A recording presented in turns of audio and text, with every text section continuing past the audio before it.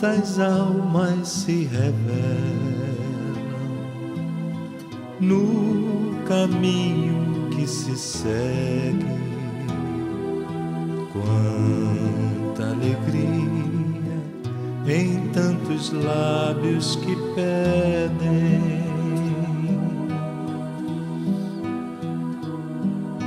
quantas almas se revelam caminho. Muito bom. Boa noite, pessoal. Deixa eu arrumar aqui para ficar mais confortável. Que a luz, que a paz do nosso Mestre Jesus esteja presente em nossos corações, hoje e sempre. Bem, eu sei, tenho quase que certeza que todo palestrante de fora que chega aqui começa agradecendo. E eu confesso que realmente não tem como ser diferente. Então eu quero agradecer pelo convite, pela oportunidade de estar aqui com vocês mais uma vez e dar uma informação importante para o que nós vamos refletir essa noite. Eu não vou falar nada de novo, né? Ninguém vai sair daqui podendo contar em casa que, nossa, assisti uma palestra reveladora, cheia de novidade. Isso não é verdade, porque a proposta dessa noite é de nós falarmos do Evangelho. E o Evangelho já está com a gente há muitos séculos. Então, a proposta, na verdade, é que a gente possa, à luz da doutrina espírita, com a ajuda do Espiritismo, né, que é essa doutrina tão esclarecedora que, com certeza, modificou e vem modificando as nossas vidas, é nós relembrarmos, como diz o tema, reconhecermos, ou seja, nós já conhecemos, mas reconhecermos o Evangelho como um roteiro de luz, né? Como um manual de instruções que nós temos ao nosso dispor para nos ajudar na nossa caminhada. Então, já que nós já conhecemos, somos espíritos certamente milenares, que já passamos por inúmeras existências pós-Jesus. Portanto, nós já tivemos contato com o Evangelho muitas vezes. Vamos hoje tentar relembrar um pouquinho essas coisas, trazendo para o nosso dia a dia, trazendo para o nosso cotidiano, para aquilo que a gente vivencia agora. E para contextualizar mais ou menos a linha de raciocínio da nossa reflexão dessa noite, eu vou dividir com vocês um relato que talvez eu até já tenha feito esse comentário aqui, porque eu acabo usando muito esse relato nas minhas palestras, porque me ajuda a explicar quando eu quero falar sobre o Evangelho. Bom, eu tenho certeza que ninguém percebeu que o meu sotaque não é daqui. Tenho certeza que está todo mundo achando que eu falo o carioquês. E eu sou de São Paulo. E lá em São Paulo, na casa que eu frequentava, a casa chama Centro Espírita Raio de Sol. Há muito tempo atrás, uns 10 anos atrás, eu recebi o convite para fazer palestra. Eu tinha concluído o meu curso, que lá na casa duram 6 anos, e eu acabei o curso e me convidaram para fazer palestra. E a pessoa responsável, a dirigente, veio falar comigo. Um detalhe importante. Lá nessa casa, a gente não usa o termo palestra. Palestra eu fui perceber que o pessoal usa muito aqui, no Rio de Janeiro. Mas lá em São Paulo, quando a gente vai falar de palestra na Casa Espírita, ou pelo menos lá no Raio de Sol, a gente usa o termo fazer o Evangelho. Então, quando a gente quer perguntar quem vai ser o palestrante da noite, a gente pergunta quem vai fazer o Evangelho hoje. E aí, quando a dirigente veio conversar comigo, me convidar e pedir que eu pudesse preparar um evangelho, eu fiquei assustada e falei para ele assim, não, dona Laurinda, eu não me sinto preparada para fazer um evangelho. Eu não consigo pensar na possibilidade de falar para as pessoas coisas que eu ainda não tenho forças para praticar. E ela, muito calmamente, falou, não, minha filha, você tem condições sim. Você tem condições de fazer o Evangelho? Porque falar do Evangelho é levar consolo para as pessoas.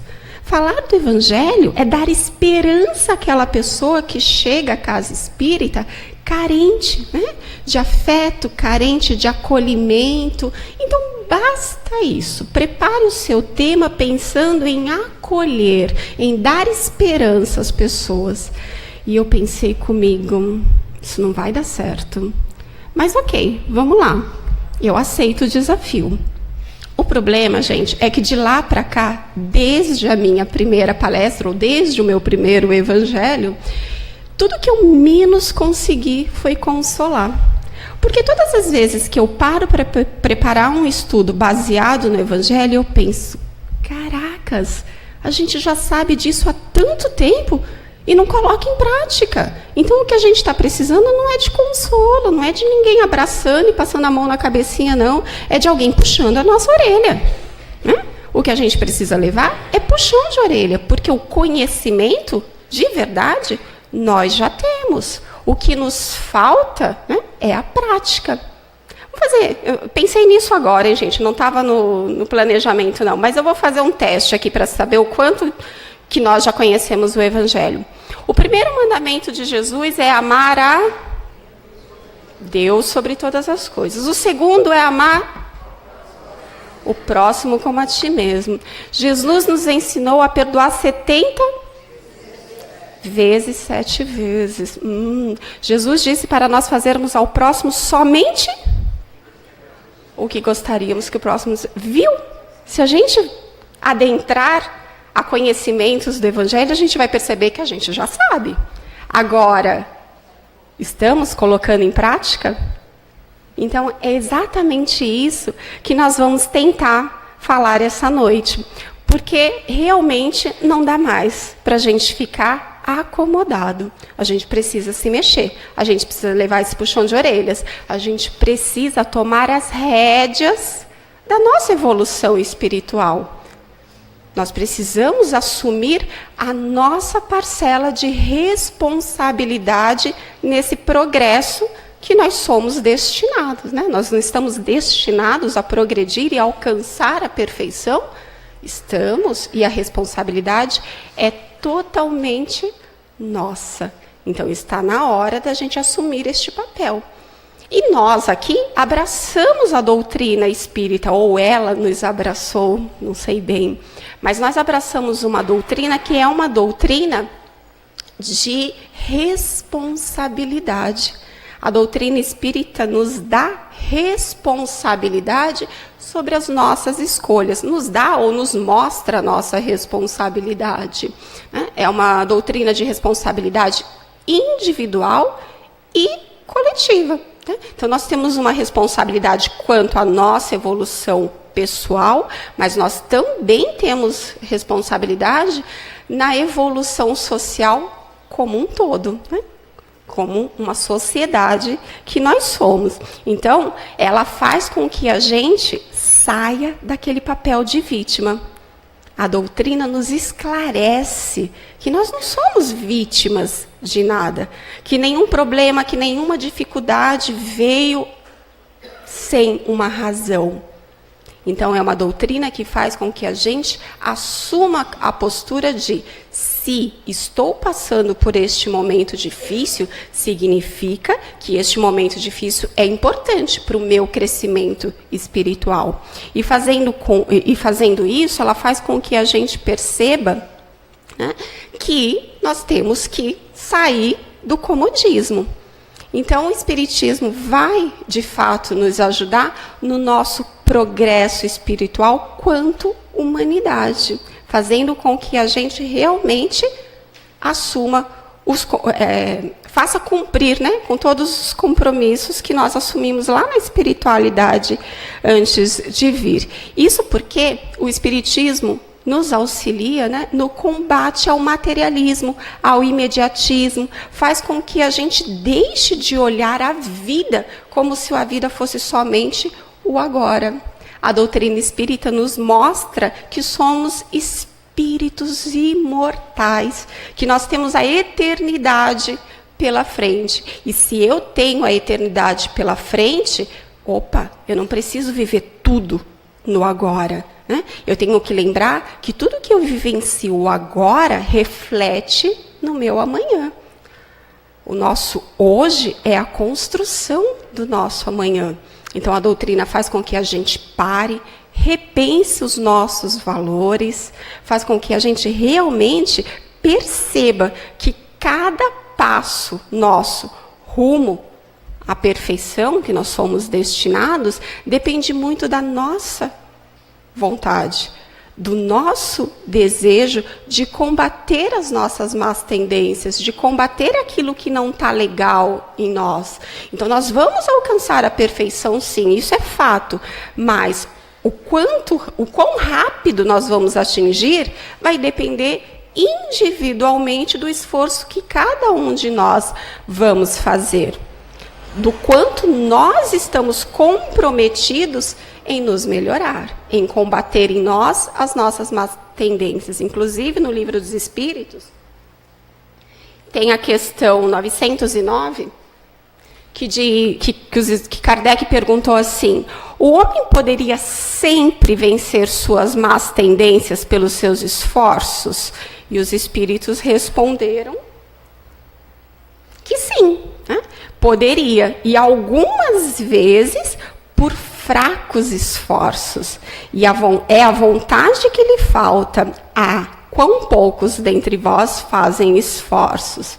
Então, vamos pensar o seguinte: todos nós estamos em meio a uma crise, né? Uma crise social, uma crise política e, principalmente, uma crise financeira.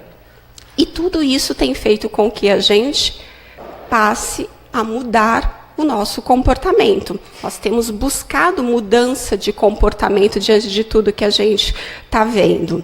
E nós precisamos mesmo nos posicionar diferente, porque se a coisa não está legal agora, significa que a gente tem que mudar o nosso comportamento, porque agir sempre do mesmo jeito como a gente vem agindo há décadas, né, talvez até há vidas, não está dando certo. Então, está na hora da gente se conscientizar que o momento presente é um momento diferenciado.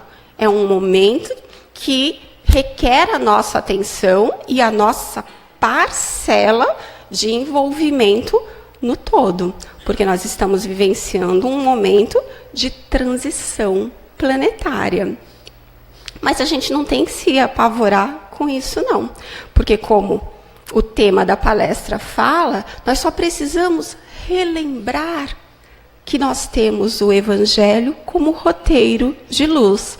Então, mesmo no meio desse caos, no meio desse tumulto, dessa crise que nós estamos vivenciando na nossa sociedade, significa que nós temos um roteiro a ser seguido. Então, não está tão difícil assim. Só precisamos nos comprometer, ter essa vontade firme que os espíritos falam para a gente. Então, momentos difíceis sempre existiram, né? Quantos relatos os nossos avós contavam, os nossos pais contavam, e nós mesmos temos para contar. Eles sempre existiram. E, na verdade, vão sempre existir, porque são com eles que a gente acaba crescendo. Acontece que, com o passar do tempo, a gente olha para os momentos difíceis e muda o nosso olhar daquele momento. Uma coisa é nós pensarmos no nosso problema quando nós estamos ali envolvidos nele, naquele momento. Outra coisa é quando 10 anos depois, 15 anos depois, a gente olha para trás e fala, realmente não era tão grande assim. Ou, poxa, era um momento difícil, mas depois acarretou em tantas outras coisas. Foi um tombo que eu levei, mas foi quando eu efetivamente aprendi a levantar. Então, nem sempre os momentos difíceis são para a gente se apavorar. Aliás, nem sempre não. Nunca eles são para que nós entremos em pânico. Acontece que na corrida, né, na correria do dia a dia, nos nossos compromissos, né, da nossa rotina, nós muitas vezes nos distanciamos de Deus. Muitas vezes nós não lembramos do quão importante é a nossa vida espiritual, a aquisição dos nossos valores espirituais. E nós nos afastamos. E o que acontece com isso? Parece que Deus precisa chamar a nossa atenção. Olha que interessante, na questão 783, os espíritos dizem o seguinte: quando um povo não avança bastante rápido, Deus lhe provoca de tempos em tempos um abalo físico ou moral que o transforma. Então vamos aproveitar, porque mais abalo moral do que nós estamos vivenciando agora na nossa sociedade, vai ser difícil achar um outro momento propício para isso. Então vamos aproveitar todo esse momento, todo esse tumulto, todo esse noticiário que está na mídia, né? De tantas falcatruas, de tanta corrupção. Vamos aproveitar todo este momento e vamos reprogramar a rota? É interessante, quem usa GPS, a gente percebe isso, né? A gente tem um objetivo, traçou um caminho e tem um alvo, né, um destino, e a gente está ali seguindo a orientação do GPS. Quando, por algum motivo, a gente erra, né, o GPS manda que entre à direita e a gente estava, enfim, distraído com alguma coisa e passou, aí vem aquela vozinha. A minha é muito chata, por sinal, do meu carro é uma voz de uma menina chata. Ela fala assim, reprogramando a rota. E aí ela pensa rápido, me dá uma outra alternativa para que eu possa voltar para o caminho certo. Então, vamos aproveitar este momento de crise e reprogramar a rota das nossas vidas com o Evangelho. Já era para estarmos fazendo isso há muito tempo. Mas se não estamos ainda, vamos reprogramar a rota e passar, a partir de agora, a usar o Evangelho como um roteiro de luz. O Evangelho é uma carta de alforria que nos liberta de uma visão infantil de que somos vítimas e incapazes. O Evangelho nos mostra o quão capazes nós somos. Nós somos, sim, muito capazes de dar o nosso melhor, de dar a nossa contribuição para um mundo melhor. E como diria Gandhi, um mundo melhor começa por nós mesmos. Então vamos aproveitar a oportunidade da dificuldade para fazer o nosso melhor, para nos transformarmos. Vamos lembrar que, além de termos o Evangelho, que é um roteiro de luz a nos guiar pelo caminho, nós escolhemos a doutrina espírita, esta doutrina esclarecedora, né, que não fala para a gente da vida futura como uma possibilidade, fala como sendo uma certeza. Então vamos pensar que não importa o tamanho do nosso problema agora, ele é só de agora. Nós somos imortais. Ele vai passar. Como diria Chico, tudo passa. Então a gente não tem por que deixar se afundar no desânimo, na falta de coragem, né?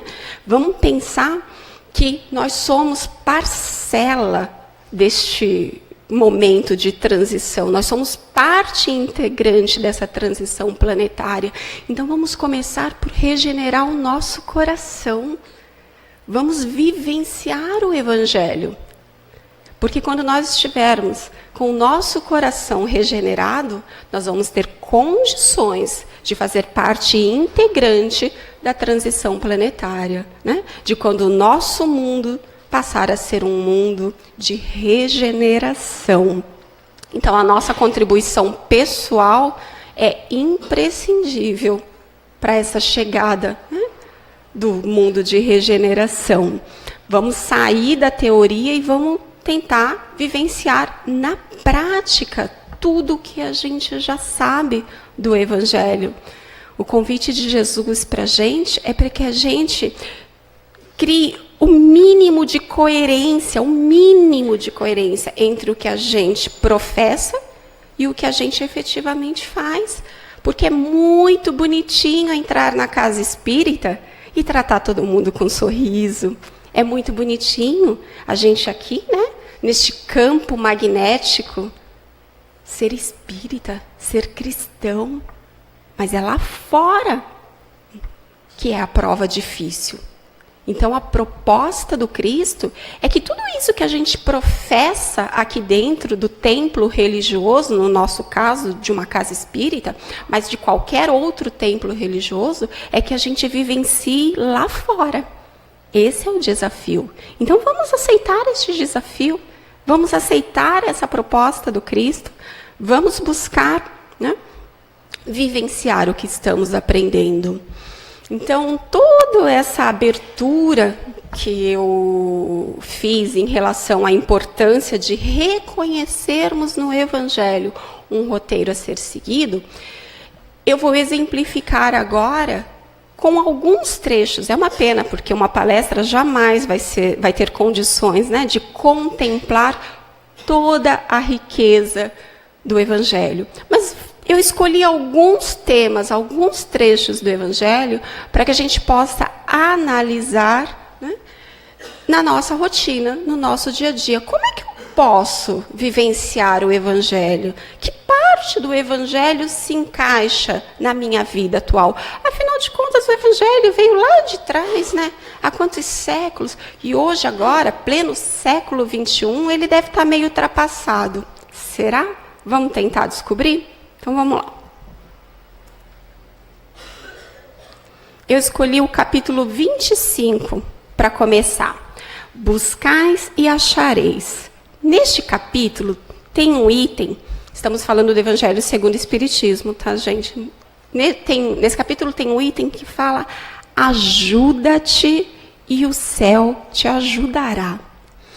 E aí, às vezes, eu tenho vontade de perguntar assim para os meus alunos do ESD, né, do estudo sistematizado, quando a gente aborda esse tema, eu falo, às vezes eu tenho vontade de perguntar assim, gente, antes de começar a aula, eu gostaria que alguém aqui me esclarecesse qual a parte do ajuda-te e o céu te ajudará não ficou claro.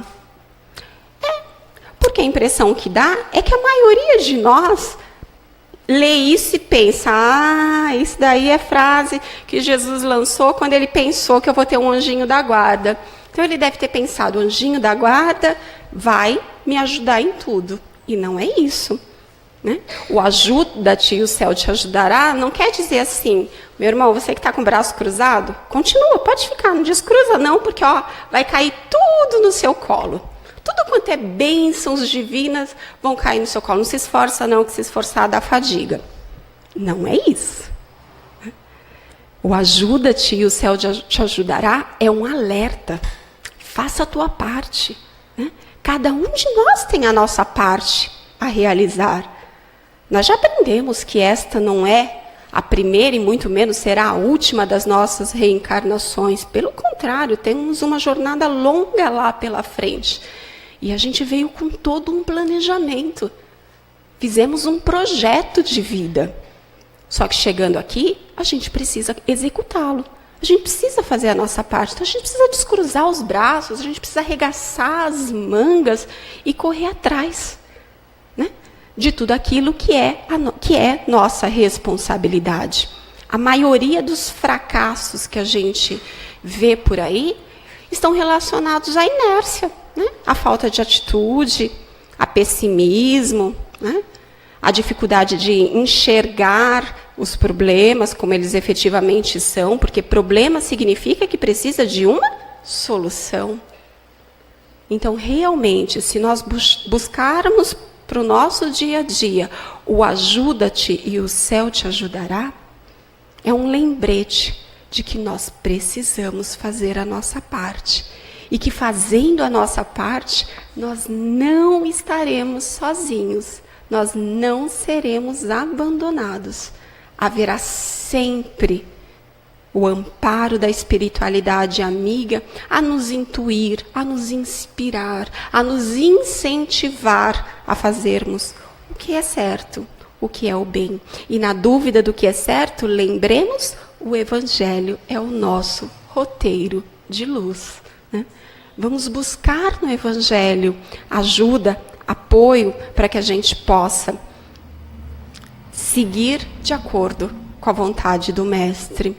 Então, diante das situações difíceis, diante das situações negativas, vamos buscar ter uma atitude positiva. Vamos olhar para o problema e pensar, quer saber? Agora é a hora de eu descobrir o quanto eu sou forte. Porque eu preciso solucionar este problema. Né? Nos momentos difíceis, nós temos a oportunidade de nos conhecer melhor as nossas fraquezas, conhecer melhor a nossa força. Então, não cabe mais reclamar dos momentos difíceis. Não, a nossa reclamação não vai fazer com que eles desapareçam. O que vai fazer com que eles desapareçam é ação. Vamos buscar a solução para este problema.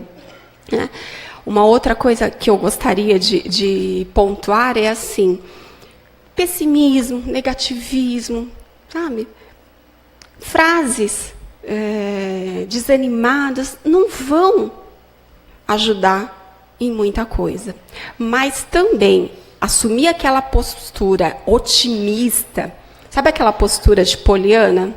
Todo mundo conhece Poliana aqui? Mas quem não conhece, é uma série de livros, né? Poliana menina, Poliana moça, Poliana mulher. A personagem principal, Poliana, é uma garota que, diante de toda situação complicada, diante de toda situação difícil, Poliana tem sempre um olhar positivo. Tem sempre uma palavra otimista. Ok, né? Palavras otimistas são bem-vindas, mas elas são bem-vindas se elas vêm acompanhadas de atitude, de ação. Então, vamos pensar que, realmente, nós podemos seguir um pouquinho do exemplo da Poliana no sentido de buscar o lado bom de toda e qualquer situação que a gente esteja vivenciando, mas querer, né, fazer algo para que o lado bom se torne realidade, e não fique só nos nossos elogios ou pensamentos positivos. Então, nós temos condições e devemos acreditar na nossa própria capacidade de enfrentar os momentos difíceis e ficar com a certeza de que, fazendo a nossa parte, os nossos amigos espirituais estarão a postos para nos ajudar. Um outro ponto que eu escolhi para a gente pensar, que consta do Evangelho e que a gente tem como trazer para as nossas vidas, está no capítulo 10. Bem-aventurados os misericordiosos. Lá nesse capítulo eles abordam o tema: não julgueis para não seres julgados, aquele que estiver sem pecados, que atire a primeira pedra. Eles falam do perdão das ofensas, da indulgência. Então vamos pensar o seguinte. Bom, na questão atirar a primeira pedra, nós estamos vivenciando neste momento uma das maiores crises políticas dos últimos tempos. A gente liga a TV, a coisa mais óbvia que vai passar é uma notícia atualizada sobre as inúmeras corrupções que os nossos políticos vêm praticando. Qual que é o sentimento que normalmente é o primeiro a vir? A indignação, não é? A gente fica indignado com essas notícias. Mas aí eu convido a todos nós a fazermos uma reflexão um pouquinho mais ampla. Vamos olhar a situação com sinceridade num todo. Eu estou me limitando ao Brasil, não estou nem pensando na crise mundial. Vamos pensar no nosso Brasil. Às vezes eu escuto algumas pessoas reclamarem, dizendo assim: brasileiro é fogo, tem que se dar mal mesmo. E eu confesso para vocês que eu só falo um idioma na minha vida. Nessa existência não rolou de estudar outra língua. Então, eu só falo português. Se a pessoa falou e eu entendi o que ela falou, significa que ela falou em português. Se ela falou em português, a chance dela ser brasileira é muito grande. Aí eu fico me perguntando, por que esse povo brasileiro, como se a pessoa que está falando não fizesse parte? Né? Somos esta sociedade. Somos este povo. Portanto, se nascemos, se reencarnamos no Brasil, há uma razão, né? Houve um planejamento. Era o Brasil que tinha o que nos oferecer, né? Ou seja, era o Brasil que nos oferecia aquilo que precisávamos para o nosso crescimento espiritual neste momento.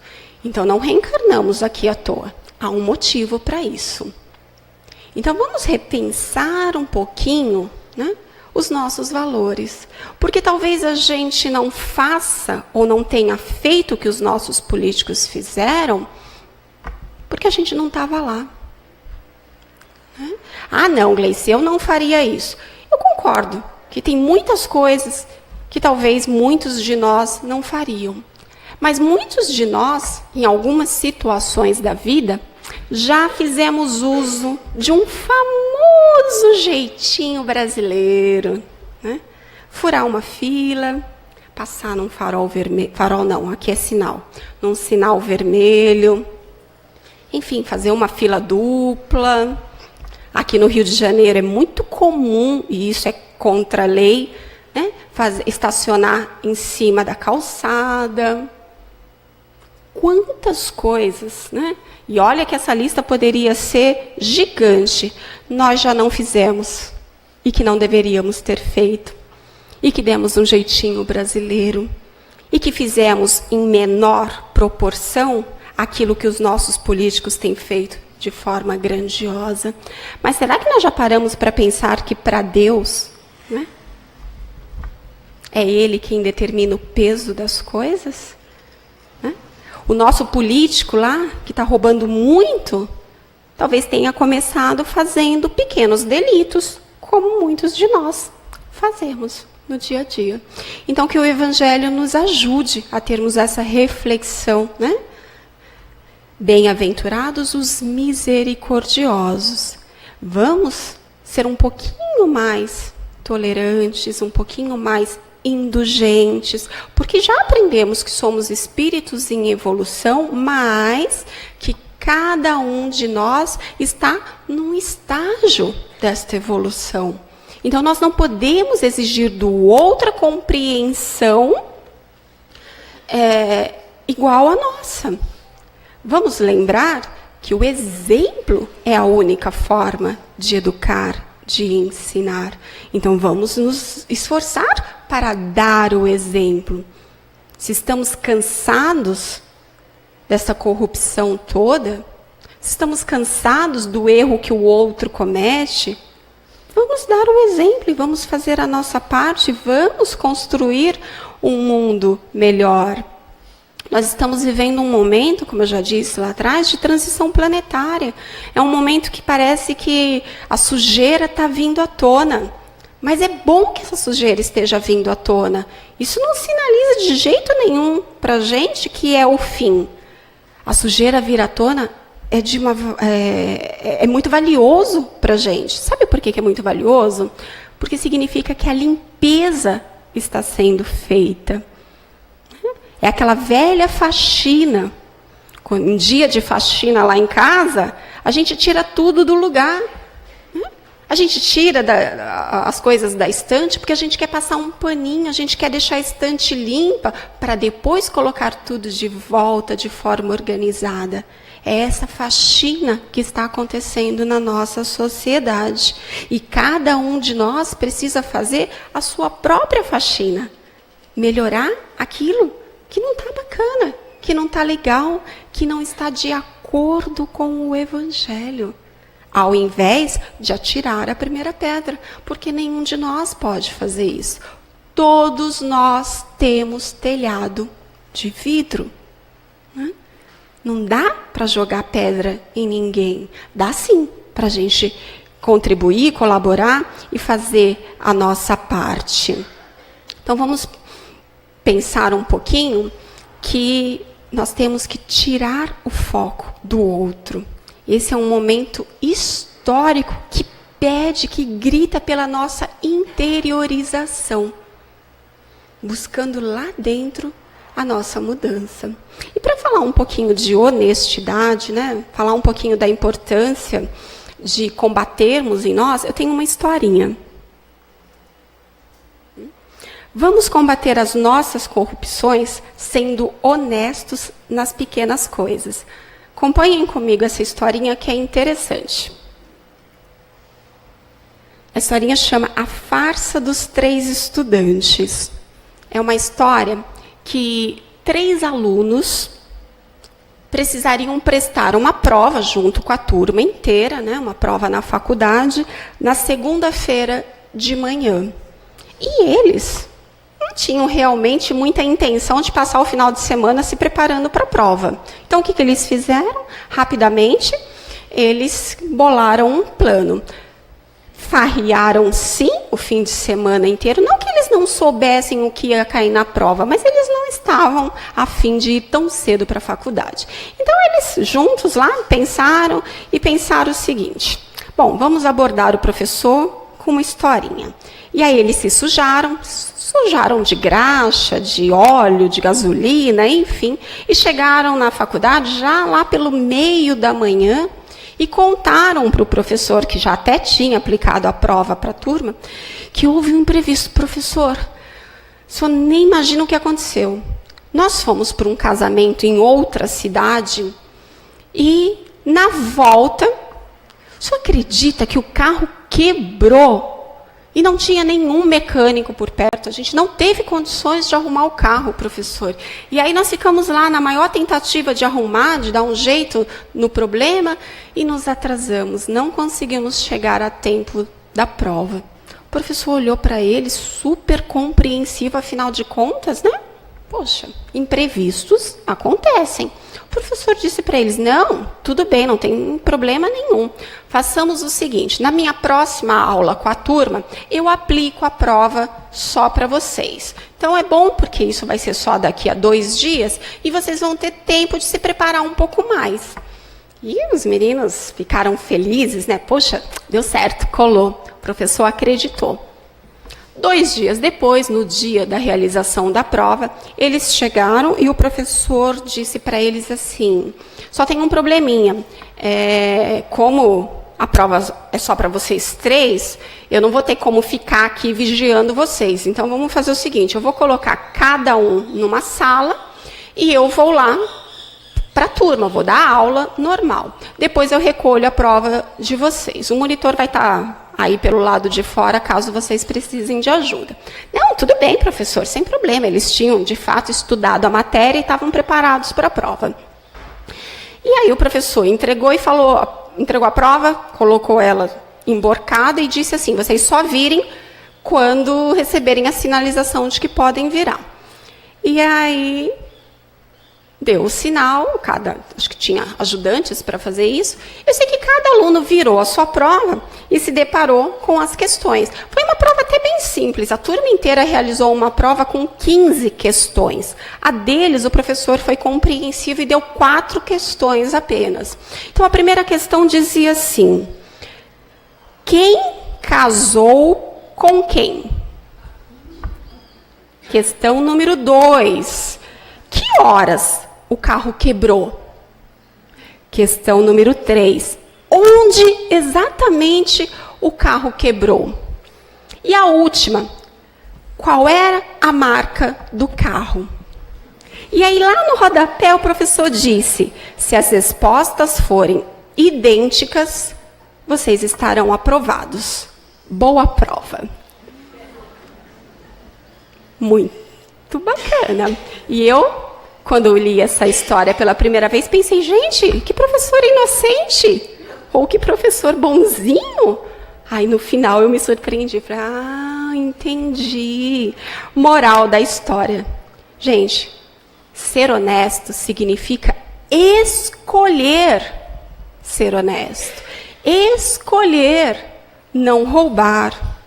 Escolher não mentir.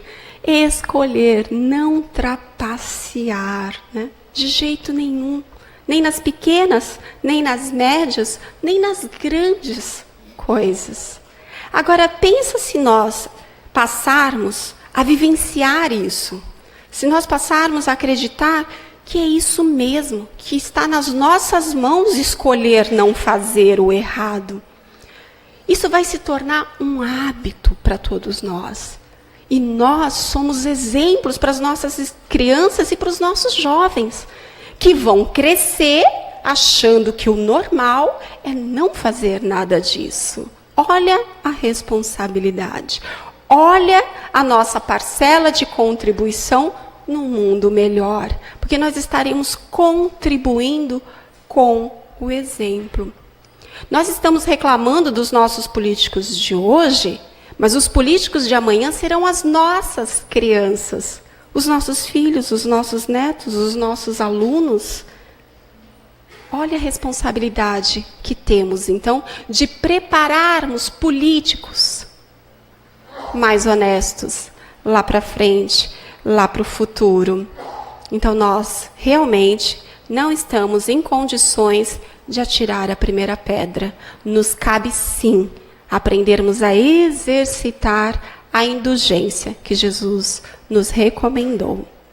Um outro item que eu destaquei para a gente pensar, trazendo para o nosso dia a dia, está no capítulo 11. Amar ao próximo como a si mesmo. Não é tarefa fácil. Sempre que eu leio este mandamento de Jesus, eu penso assim: Jesus, nosso mestre, nosso governador planetário, tão amoroso, tão sábio, sabia com quem ele estava lidando. Ele sabia, que nós precisávamos de uma ajudinha. Então ele chegou e resolveu que, ao invés da gente ficar ali na angústia de aprender e praticar 10 mandamentos, como Moisés tinha recomendado, ele ia facilitar a nossa vida, ele ia reduzir de 10 para 2. Olha como ele foi bonzinho. Então ele diz: amar a Deus sobre todas as coisas e ao próximo como a ti mesmo. E aí eu sempre brinco que ele deu um passo. Mas aí ele lembrou e voltou e falou: não vai dar certo, acho que eu preciso desenhar. E o desenho é assim: mestre, o que é amar ao próximo como a mim mesmo? Fácil, meu filho. Faça ao outro somente o que gostaria que o outro vos fizesse. Se nós aprendêssemos a seguir, esta orientação, são os espíritos que falam para a gente isso neste capítulo. Se nós aprendêssemos a seguir isso, nós estaríamos praticando a verdadeira caridade. Porque a verdadeira caridade resume, todos os deveres para com o próximo. Eu só faria para o meu próximo, eu só faria para o meu semelhante aquilo que antes eu passasse pelo crivo e pensasse: se fosse comigo, eu gostaria que isso fosse desse jeito. Se fosse comigo, eu me sentiria confortável de que fizessem isso comigo. Se nós fizéssemos isso, já estávamos assim, muito, muito avançados na nossa caminhada. Estou olhando o tempo. Uma outra reflexão. Então, amar ao próximo acaba ficando resumido exatamente nesta orientação do mestre. Amar ao próximo é fazer ao próximo somente aquilo que nós gostaríamos que ele nos fizesse. Ou, se a gente quiser mudar um pouquinho essa fala, não faça ao próximo o que não gostaríamos que o próximo nos fizesse. E uma outra fala está no capítulo 16. Servir a Deus e a Mamon, a verdadeira propriedade. Esse é um trecho tão bacana de se explorar, que eu me recordo de já ter feito aqui no Trabalhadores de Jesus uma palestra inteira só sobre ele. É um tema que nos chama a atenção para o fato de que tudo que nós temos de verdadeiramente nosso é aquilo que nós temos condições de levar dessa vida na hora do nosso desencarne. Então, quando nós tivermos que chegar lá na espiritualidade, o que a gente consegue levar? Tem coisa que não vai. Não entra na nossa mala espiritual. O que não entra? Os nossos bens materiais. Não importa se eles foram adquiridos com o suor do nosso trabalho, com a nossa honestidade, com a melhor das intenções, eles ficarão. O que nós vamos levar, né, são os nossos valores espirituais. Então é um capítulo que vem chamar a nossa atenção para a necessidade do exercício, né, de desapego, de desprendimento das coisas materiais. Isso não quer dizer que nós não tenhamos o direito, né, de buscar uma vida confortável, uma vida digna, né, de usufruir de algum dos bens materiais, desde que eles não sejam a nossa primeira e maior necessidade. Muito pelo contrário, né? Vamos pensar que, ao estudar este capítulo, a gente para fazer uma reflexão sobre o que é necessário e o que é supérfluo. E os momentos de crise como os que nós estamos vivenciando agora são fantásticos para nos ajudar a reconhecer o que é supérfluo e o que é realmente necessário. Eu tenho absoluta certeza que a maioria de nós aqui, eu arriscaria até dizer que todos nós aqui, em maior ou menor proporção, mudamos alguns hábitos nos últimos 3 anos. Deixamos de gastar com isso ou com aquilo, passamos a controlar melhor as nossas despesas, passamos a nos preocupar um pouquinho, né, em ter uma reserva, porque a gente não sabe como vai ficar a economia do país. Passamos a pensar 2 vezes, eu preciso mesmo comprar isto agora? Será mesmo necessário trocar o meu utensílio velho por um novo? Será que eu não posso esperar? Então, realmente, quando a gente para pensar que o que nós carregamos daqui e que é verdadeiramente nosso, é a verdadeira propriedade que possuímos, são os bens espirituais, são os nossos valores morais, o nosso conhecimento, né, as nossas ações, aí nós passamos a dar menos valor, a termos menos apego com as coisas materiais. Uma outra reflexão, e olha, gente, realmente tudo que eu estou passando aqui é o mínimo do Evangelho. O Evangelho tem muito a nos ensinar, né? É realmente um roteiro de luz. A outra reflexão está no capítulo 17. Sede perfeitos. Neste capítulo, eles falam sobre caracteres da perfeição e o homem de bem. É uma reflexão, o estudo desse capítulo, que nos mostra, né, que nos fala sobre a perfeição que é possível um dia nós atingirmos. Então é feita toda uma descrição do modelo a ser seguido, né, do modelo que nós precisamos nos esforçar para seguir. Aí fala ainda, né, de uma série de itens que caracterizam o verdadeiro homem de bem. É bom que a gente não desanime ao estudar este capítulo, porque parece ser tão grande a lista e a gente muitas vezes pode desanimar. Mas não, pelo contrário. É para a gente ler e acreditar que somos capazes, que é possível atingirmos, sim, a perfeição do homem de bem. Mas lá no finalzinho do capítulo, os espíritos dizem que ainda não é, né, uma versão completa de todas as qualidades que distinguem o homem de bem. Mas mesmo não sendo uma relação completa, se nós conseguirmos aplicar pelo menos um pouquinho daquelas transformações em nós mesmos, de fato a gente já vai estar bem direcionado, né, nesse caminho que nos levará à nossa perfeição.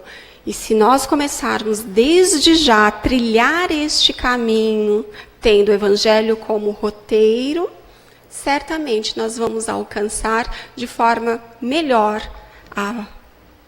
a nossa evolução espiritual. Só para confirmar, eu acabo agora ou eu tenho até 7h10? Pode ir mais um pouquinho? 7h07, então vamos lá, gente. Então nós temos mais um capítulo. Pedi e obtereis. Esse é um capítulo que fala para a gente que nós não estamos sozinhos, que diante dos momentos difíceis, nós podemos e devemos pedir ajuda. Podemos e devemos pedir o amparo dos nossos amigos espirituais. Não vamos nos esquecer, cada um de nós tem um anjo da guarda. Olha que maravilha! Um anjo da guarda que tem por missão guiar os nossos passos durante toda essa existência. Então nós podemos elevar os nossos pensamentos e fazer uma prece, pedir amparo, pedir ajuda. Mas nós precisamos também, ao fazer este pedido, ao recorrer a estes amigos espirituais, lembrarmos que é necessário prestar atenção na resposta. Porque quantas vezes a gente pede, mas ao mesmo tempo que pede, a gente já se envolve ali com os problemas, com a rotina, com a correria, com o leve busca criança na escola, com o correr para o trabalho, o relatório que a gente precisa entregar para o nosso chefe, e a gente não para prestar atenção na resposta e depois se sente órfão. Poxa, conversei com Jesus, conversei com Deus e eu não tive resposta, não sei que caminho seguir. E quantas vezes a resposta chegou para nós através de um amigo que tentou conversar, que tentou dar um conselho. Quantas vezes a resposta chegou para a gente através de uma palestra que nós assistimos, ou a resposta chegou para nós através de um livro, de um trecho, de uma mensagem pequena que foi lida, de uma lembrança, de uma intuição. Mas na correria, nós não prestamos atenção. Então, para fechar aqui os meus últimos 2 minutinhos, eu vou contar só mais uma historinha, para contextualizar o quanto é importante nós prestarmos atenção na resposta, porque a ajuda vem. Mas se nós não estivermos atentos, não vamos perceber. É a história O Relógio Perdido no Celeiro. É uma história bem conhecida até, é capaz que muitos conheçam. Trata-se da história de um fazendeiro que perdeu o seu relógio no celeiro. E quando ele se deu conta, que mexendo ali no celeiro, ele tinha perdido o seu relógio, ele ficou muito triste, ele ficou bem chateado, porque além de ser um relógio valioso monetariamente, era um relógio de valor sentimental, muito importante para ele. Então ele procurou, na medida do possível, não achou. E aflito com isso, ele foi e convocou a criançada da fazenda e pediu que eles entrassem no celeiro e realmente revirassem em busca do relógio, que ele daria uma recompensa. E assim foi feito. Todas as crianças brincaram, correram, até que saíram de lá desanimados, dizendo que não tinham encontrado. Nisso se aproxima um garotinho e diz para o fazendeiro assim: eu posso tentar? Eu sei que ninguém conseguiu, mas eu gostaria de tentar. Eu posso entrar no celeiro sozinho? E aí o fazendeiro estranhou, mas pensou: o que eu tenho a perder? Tudo bem, vai lá. E o garotinho entrou no celeiro. 10 minutos depois, ele sai. Ele abre a porta do celeiro e sinaliza com o relógio na mão. O fazendeiro, feliz, mas incrédulo, perguntou: como assim? O que você fez para achar o relógio? E ele respondeu: eu? Bem, na verdade eu não fiz nada. Eu só sentei no meio do celeiro e fiquei em silêncio. Não demorou. E eu comecei a escutar tic-tac, tic-tac, tic-tac. E aí eu fui na direção e achei o relógio. Assim somos nós. Muitas vezes o tic-tac da resposta dos nossos amigos espirituais está aqui, ó, tic-tac, tic-tac. e a gente não está prestando atenção, porque a gente anda muito agitado, a gente anda muito corrido. Então eu gostaria de pedir que todos nós pudéssemos estar mais atentos a isso, né? Lembrar que as nossas dificuldades fazem parte do nosso processo evolutivo, mas não estamos sozinhos. Precisamos fazer a nossa parte, sim. Precisamos pedir ajuda dos amigos espirituais, sim. Precisamos também silenciar para ouvir as respostas. E, acima de tudo, precisamos lembrar, reconhecer que o Evangelho é o nosso roteiro de luz. Muita luz para todos nós.